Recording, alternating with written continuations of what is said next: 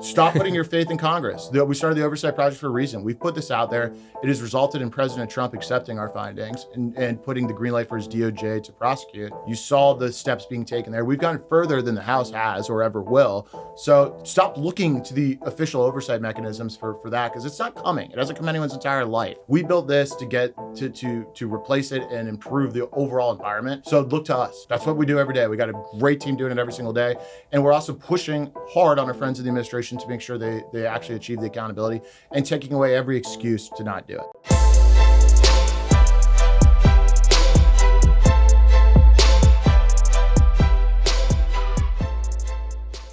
Thank you so much for tuning into the Signal Sit Down. But before we get to the interview, we'd love it if you'd hit that like and subscribe button on YouTube, Spotify, or wherever you may be joining us. And please remember to give us a 5-star review, because we love your feedback. Remember, it's your government, and together we'll expose how it really works and how to affect real change. Without further ado, here's the interview. Mike Howell, welcome to the Signal Sit Down. Gracias. Yo soy Miguel Howell, presidente del Proyecto Oversight.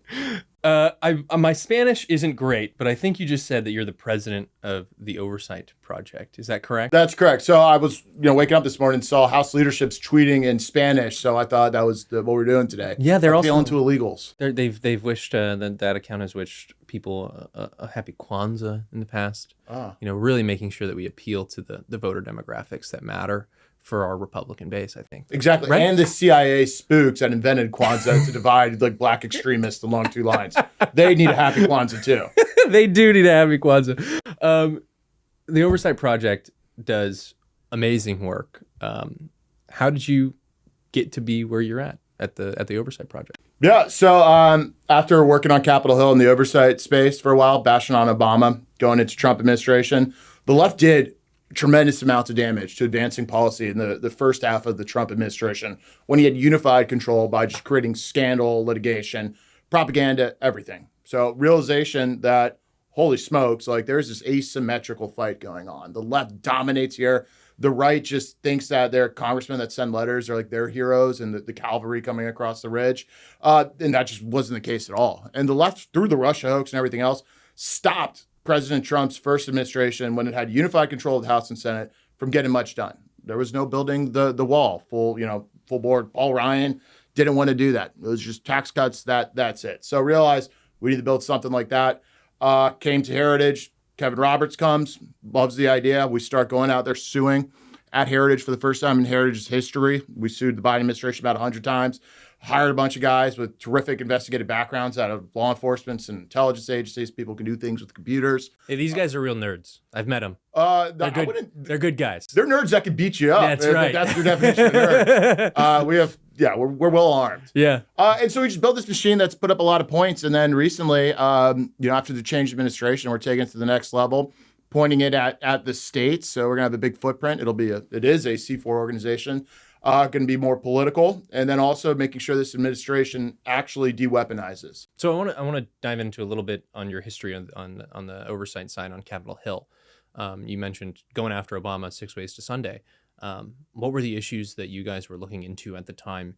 Do you think that the 8 years of the Obama presidency, the churning of the deep state, set Trump up for those types of failures that he experienced in his first term? Oh, absolutely. What Obama and his ilk were able to do to all sectors of government and society was really well thought out in an evil way. The intelligence community dramatically turned over during his tenure. They basically took the 9/11 era tools that were supposed to be pointed at Islamic terrorists and pointed them at domestic enemies. You look at what he did in the military, his promotion of certain generals that were ideological compatriots who really deeply kind of resented the idea of the United States of America as we understand it.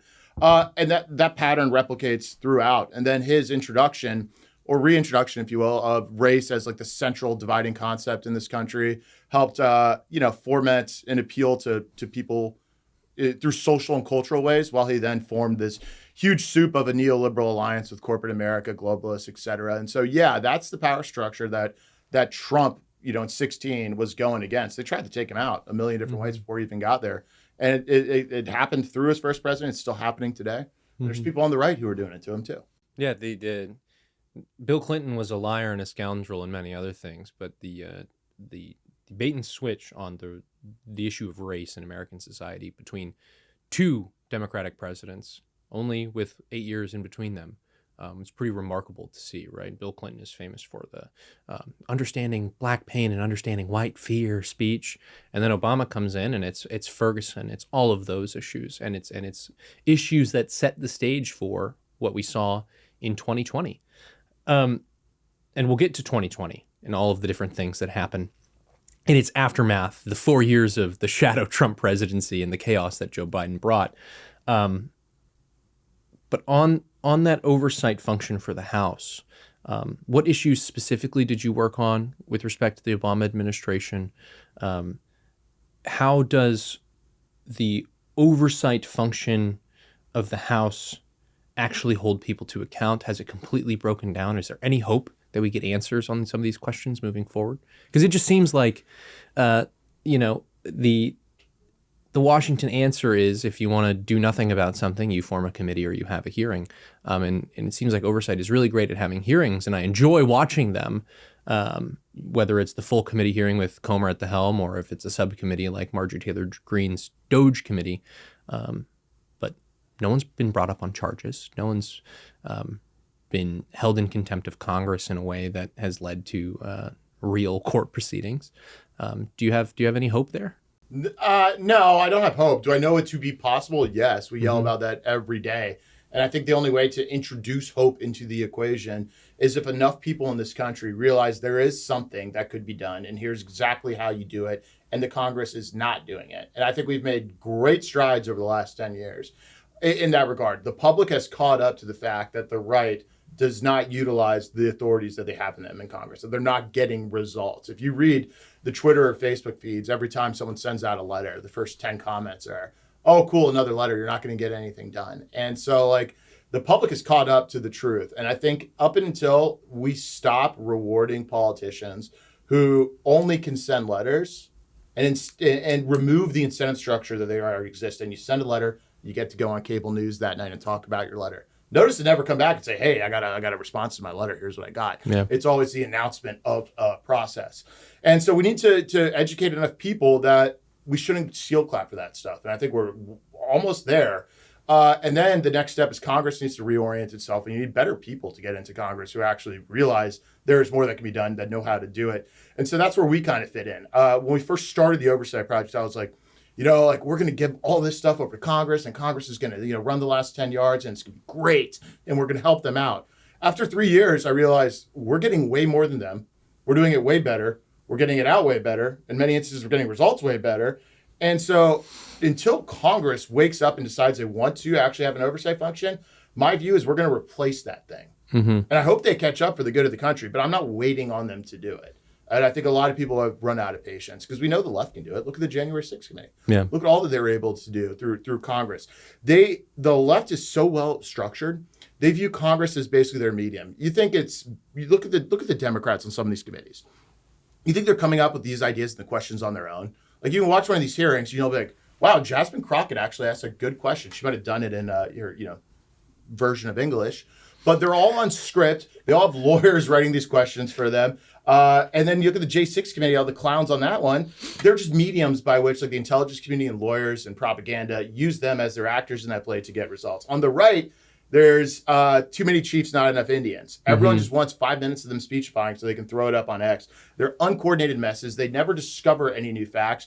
And then you vest the power to actually do something in like 2 or 3 people actually in the Congress who also have other political concerns. So like Speaker Mike Johnson, great guy, but he's got a divided caucus. If every oversight step requires a vote of the majority of the Congress to enforce a subpoena, and you're Speaker Johnson, and you have to balance your caucus, which is at war because they're ideologically so far apart, why would you put forward a vote that you're going to have to whip on and use your political capital on when you can save that for tax cuts and things like that? Mm-hmm.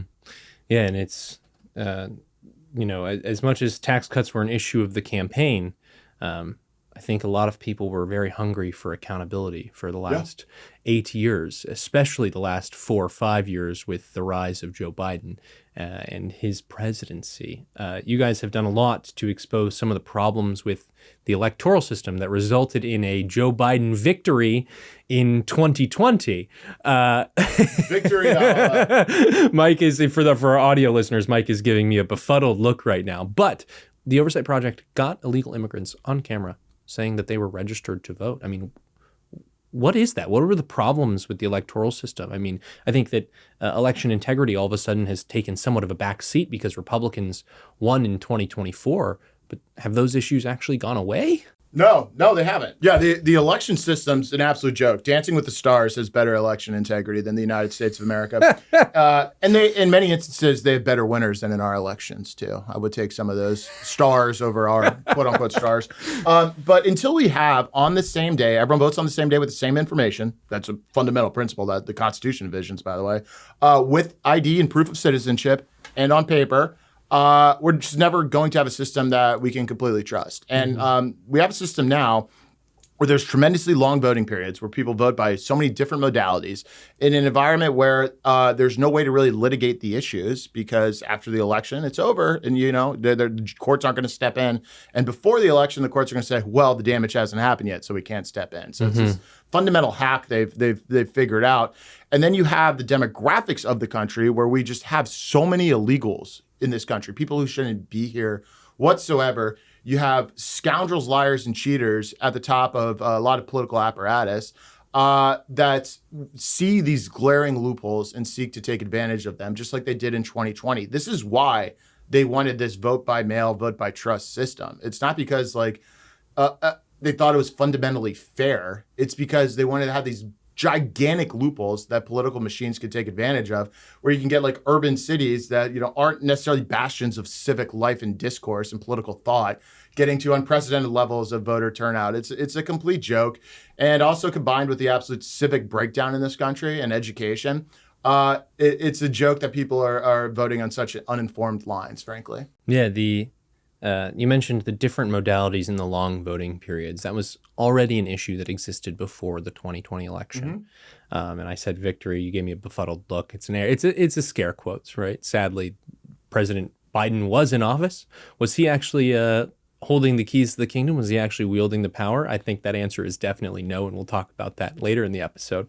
But things fundamentally changed in a big way going into 2020 with COVID.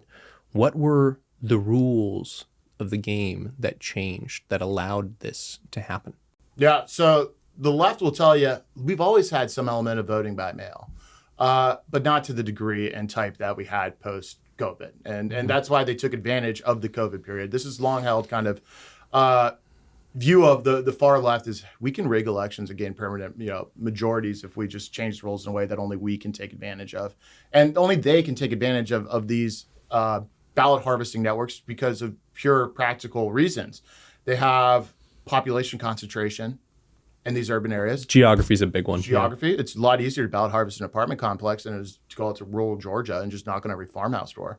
Also, the law enforcement and judicial systems in those areas are completely captured. They're not going to bust anyone up for this. And then you have the basically union politics and others, and teachers unions, labor unions, that'll join in those areas. And so it's a perfect recipe for them. And so they saw COVID as a way to make that permanent. And so, yeah, like Florida did let people, vote by mail because there's so many senior citizens and stuff. And I think that's a terrible policy, personally, frankly. But the scale and type and degree, and then also they fundamentally changed the view on individual levels where people realize I can just I don't have to affirmatively go vote. I don't have to design my day around thinking about who I'm going to vote for and go out. I'm just going to have these dudes knocking at my door and shoving paper in my face and a ballot show up and then a bunch of people calling me to send the ballot. So we removed any aspect of consideration on the part of the voter. You can vote from the couch and you need not worry about it, think about it. It's not an event. There's no civic honor in it whatsoever. And it's a sad state of affair designed to appeal to a lot of the worst trends in America that have come, to be major problems in 2025. Yeah, I remember I moved into my apartment in October of 2020. I'd moved out to DC, and between getting into my apartment in October and the November election, I had received 4 ballots by mail from people not named Bradley Devlin, or 4 people not named Bradley Devlin. And then in 2024, in the primary season, I had received 6 different ballots. Did you vote them all? That's right. I committed some fraud. I checked the box for, I'm voting for, in the Democratic primary, other. Yeah. But this is pretty remarkable that you mentioned the illegal immigration problem that Democrats frequently throw around with respect to the SAVE Act, which would make sure that illegal immigrants can't end up on the voter rolls, that there's no need for this law, it's duplicative, and yet at the same time, no Democrat will vote for it. Well, if it's duplicative and it's already in place, then what's the problem with just giving it another upvote? If it does nothing, what's the problem? And of course, the answer is it does something, and it gets illegal immigrants off the voter rolls. And these videos that you guys had in the lead up to the 2024 election of illegal immigrants saying they are registered to vote. I mean, how is this not a concern for every member of Congress in their district? How is this not, how do members of Congress not realize that this is a crisis in public trust now because people have identified and noticed the problem? Well, I think the answer is because it's a good concern for a lot of members of Congress, right? They want, the census, appropriation of, apportionment, not appropriation, to increase their districts and make it easier for them to win re-election on a state basis and shift more Democrat votes to the states. And then a lot of them also, one, want illegals to be able to vote. They say that out loud. And 2, to give into a reform that is fair and legal like that is to acknowledge that there is a problem in the first place. And the political party of the left, the Democrats, have put way too much capital into saying it's not a problem. And also to do anything that could be perceived as anti-illegal would be a disaster for them with their base. They worship at the altar of the illegal alien. Frankly, I think a lot of African Americans should be concerned that they've been displaced in the hierarchy of Democrat priorities. It used to be African American men and women were at the top. Now it appears that they've been displaced, and that the Democrats do this. They have a hierarchy of people they think are most important. It appears that the illegal alien, male particularly, is rising to the top, whether it's your MS-13 man, who they call it Maryland men or such. But for Republicans, they just don't take it seriously enough. Like I remember, and one of the reasons is it's hard to prove anything in our election system. Secret ballot and what I said earlier about the legal issues. You can't just go in and click a button and be like, show me all the illegal aliens that voted. And in the summer leading up to the election, Speaker Johnson gave a press conference. He said something that really caught my attention. He said he was asked for evidence of illegals voting. He goes, well, we all know it intuitively happens. And for me, it's like, okay, we run the Oversight Project. We're a fact-finding operation. Like intuitively, is going to get you roasted. We got to go out and get some facts out there. So we wanted to help them out. And we sent our teams around the country just to do something so simple. Ask illegal aliens if 1, they're a U.S. citizen, and then 2, if they're registered to vote. And we did this in so many different states. And they were saying yes at very high rates. And it upset the liberals so much because you had Elon pumping it out. It was really like the discussion point in the lead up to the 2024 election. New York Times, Washington Post, everyone was coming after us. I got into it with NPR, like so many hit pieces, blah, blah, blah. But it proved the point that there are glaring loopholes in advance of that election. Ultimately, Trump won because it was too big for them to rig.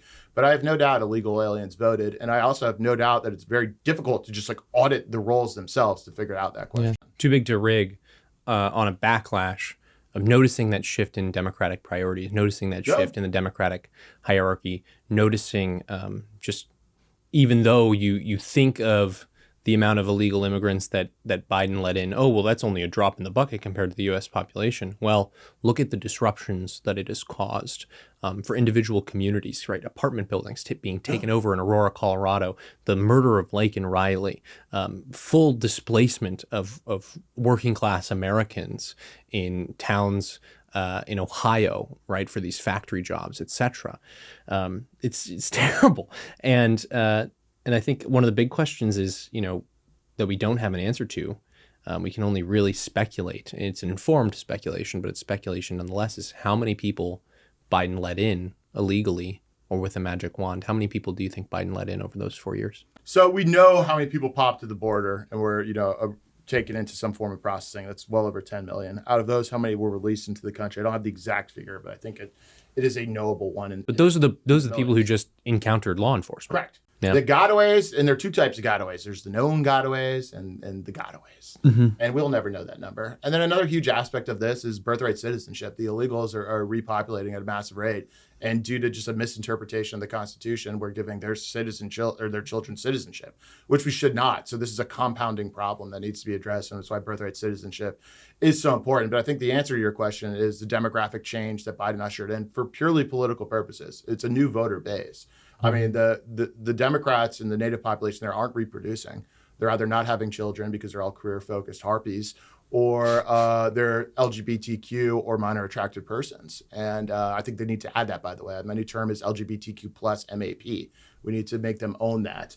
And so they're not reproducing. They're not focusing on family. They're not educating. So they're importing instead, and they're doing so illegally. And that was the fundamental idea behind the border crisis. This is the first idea when the communists basically identified in the 1950s in working to change the immigration laws that it would have that intended effect of like class unification and social strife and whatnot. They were more quiet about it. Like a guy like Bill Clinton would never publicly buy into that concept.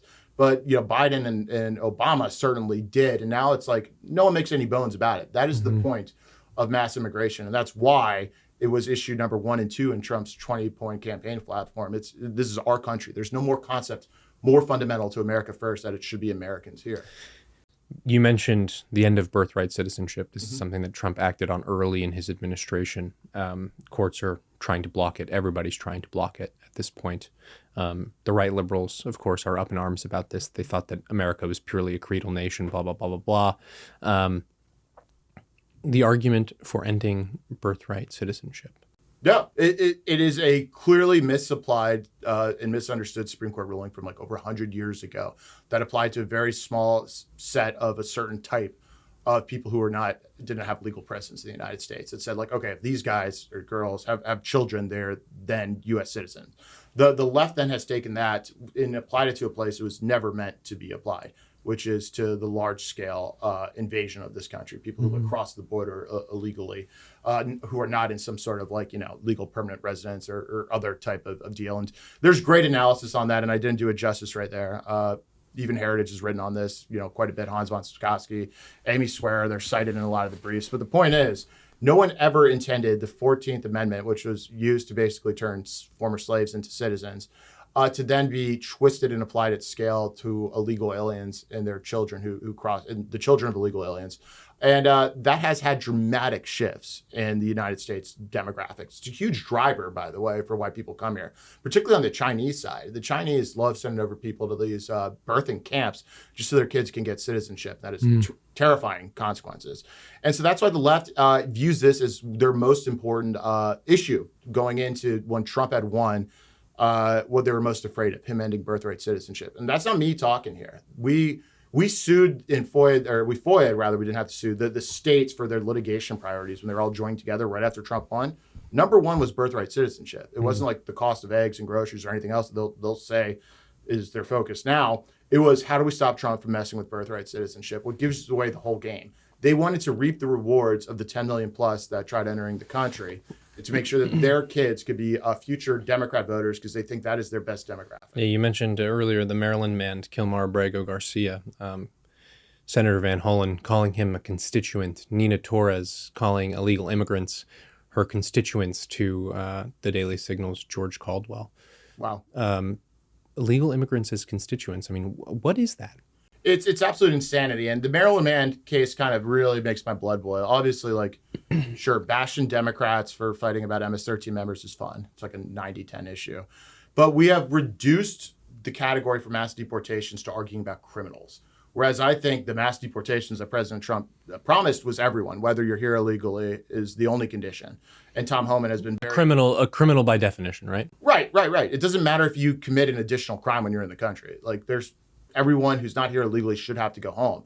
And so by us focusing so much on the Maryland man, fighting over his tattoos and his criminal record, we're really playing on leftist turf because they're happy to see us basically saying, no, we were right to deport him because he is a criminal and because he was MS-13. We don't need that because part.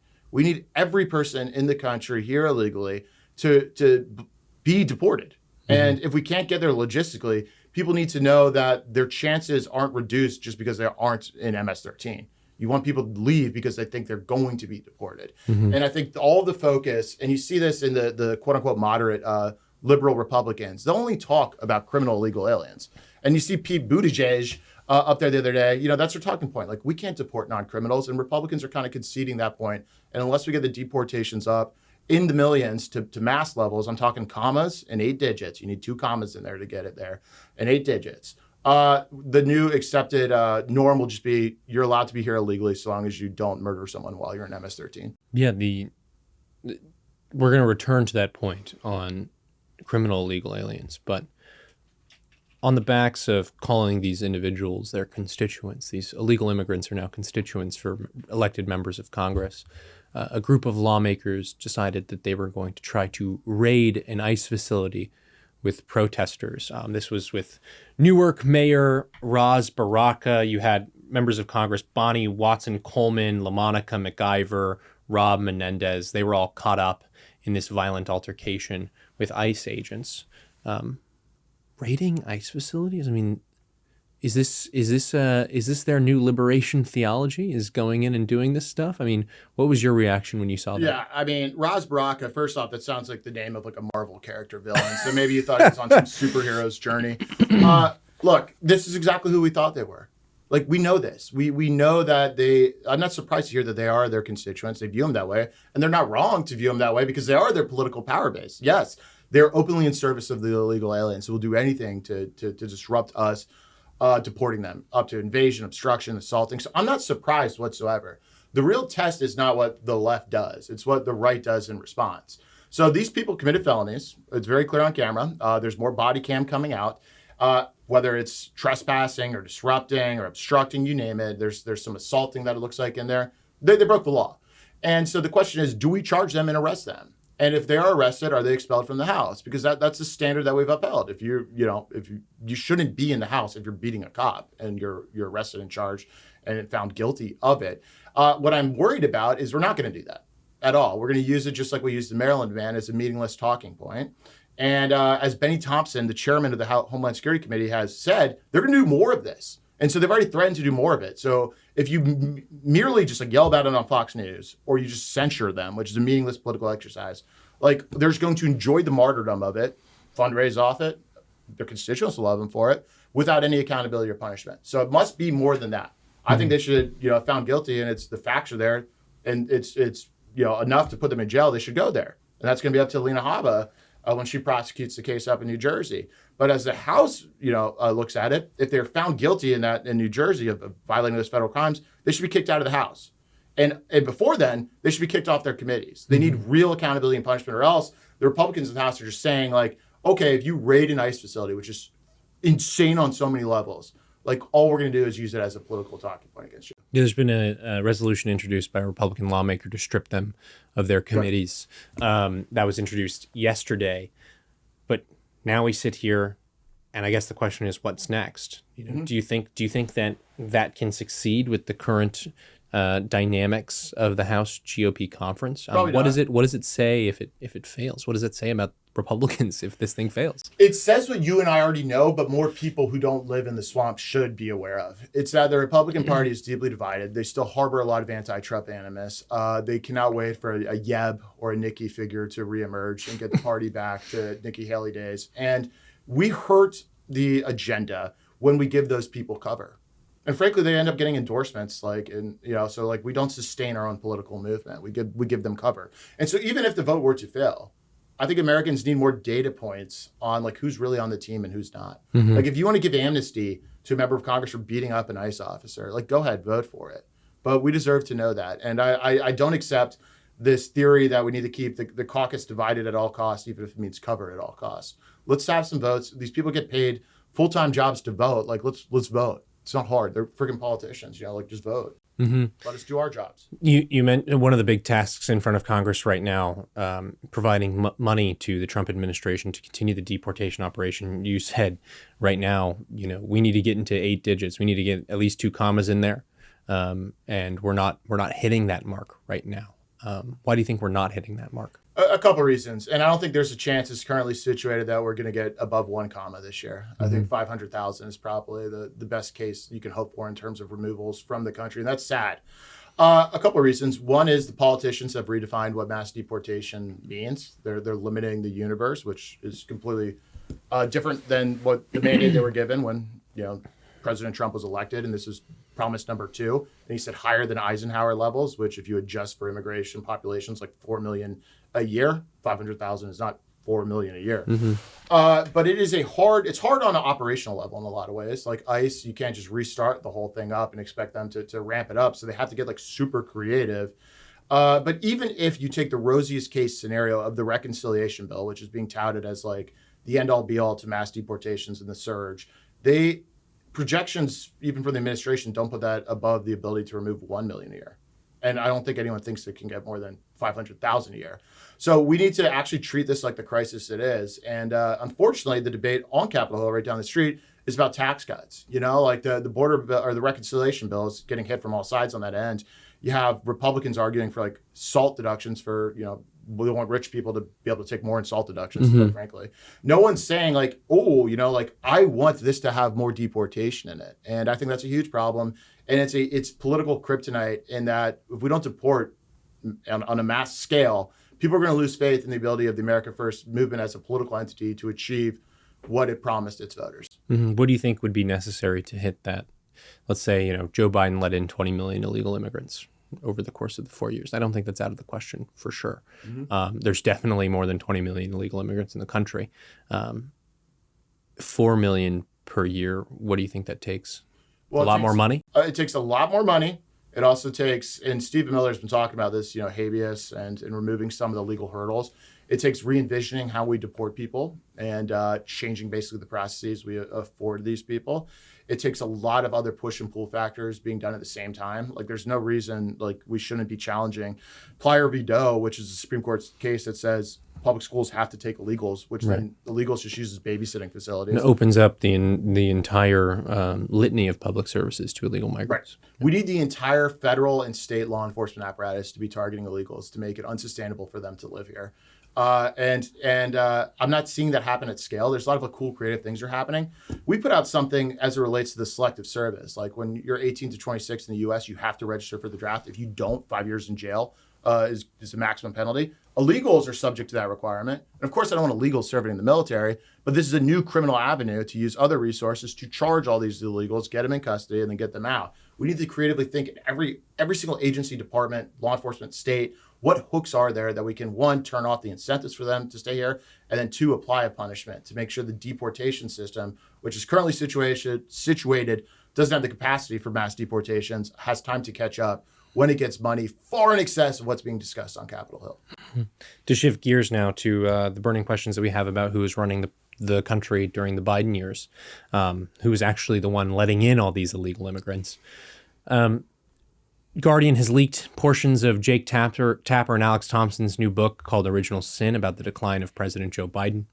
There was a passage in that book that said members of the president's staff were considering making Biden use a wheelchair, but they determined that could only happen after the election, that the mental decline was precipitous, et cetera, et cetera. All the things that we speculated coming true from former staffers from the Biden administration. I mean, this just feels like the Wuhan lab leak all over again. You guys uncovered something pretty major that points to Biden's physical and mental incapacity to do the job, and that is the use of the auto pen. That's absolutely right. So we were more aggressive than anyone else in litigation investigation as it related to Biden competency issues. There's several lanes we were in, but the one that's gotten the most attention as of late is that we discovered by pulling all the signatures of the official docs, pardons, ledge, EOs, that an auto pen device was predominantly used as the default mechanism in the Biden White House. What does that mean? It means that he wasn't signing the documents, at least not all of them. And it means that we need to know whether, 1, he authorized it, and two, whether he had the capacity to authorize it. Now, I hold, and our team has put out, we don't think you can delegate presidential signature authority on core presidential documents. There's a reason why we elect a president. Only they have the power to sign those things. You can't just, delegate it on down, even though some lawyers will argue the other way, because lawyers always do that. But the real question is, who was actually in control of the auto pen device? And I think that when we find out the answer to that, we're gonna realize that it wasn't Biden being aware of these last minute pardons, and so those pardons are null and void. President Trump has already declared the pardons null and void. The Department of Justice, through Ed Martin yesterday, said they're looking into it, and so that's the next step. These people need to be charged for the crimes they committed, and when they are, they're obviously going to assert, "Hey, I have a perfectly good pardon," and then in testing that pardon in court, questions will be asked like, "Okay, you have a good pardon. Did Biden know about it?" Sure he did. Okay, let's prove it. Then we're going to answer who was actually making the decisions. Was this a White House run by committee? Was it a couple of staffers? Did they even work in the White House? Was it his family? Who knows? But it's an infinitely knowable thing if they have the courage to charge these people. The Biden administration, well, I'll say this. There was a very illuminating example from Speaker Mike Johnson, where Speaker Mike Johnson went in and said, "Why did you sign this document?" And it was something regarding to energy or fracking. I can't quite remember. Mike Johnson goes into the White House. "Why did you sign that?" Joe Biden says, "I didn't sign that." And Mike Johnson's conclusion was he didn't remember signing the document. This speaks to his mental incapacity. Well, maybe there's another side of the story.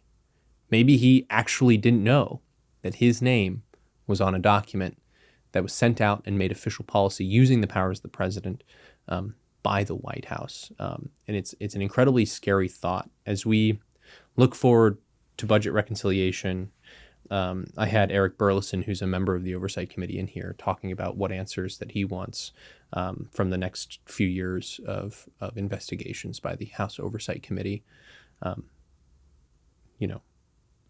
All the work that you guys have done, you've talked about wanting to give that information to Congress so that it steps up and does its oversight authority. Do you think that they'll have the cojones to do it?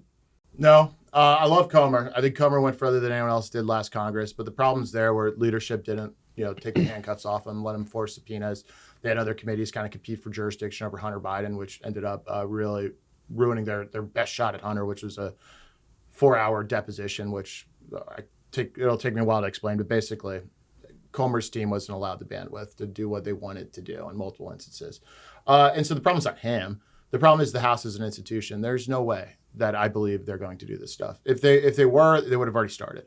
It's not hard to subpoena. So then what's the answer for those of us who want to make sure that we knew who was, at least looking back, we knew who was running the country? Yeah. Stop putting your faith in Congress. We started the Oversight Project for a reason. We've put this out there. It has resulted in President Trump accepting our findings and putting the green light for his DOJ to prosecute. You saw the steps being taken there. We've gone further than the House has or ever will. So stop looking to the official oversight mechanisms for that, because it's not coming. It hasn't come anyone's entire life. We built this to get to replace it and improve the overall environment. So look to us. That's what we do every day. We got a great team doing it every single day. And we're also pushing hard on our friends in the administration to make sure they actually achieve the accountability and taking away every excuse to not do it. That's what we're doing. Mike Howell, thanks for coming on the Signal Sit Down. I thank you for letting me sit down at the Signal.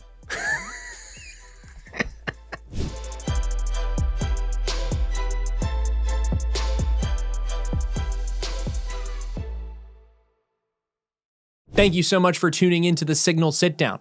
Before you go, be sure to hit like and subscribe on YouTube, Spotify, or wherever you may be joining us. And please remember to give us a 5-star review. We not only love your feedback, but it really does help the show. Remember, it's your government, and together we'll expose how it really works. See you next time.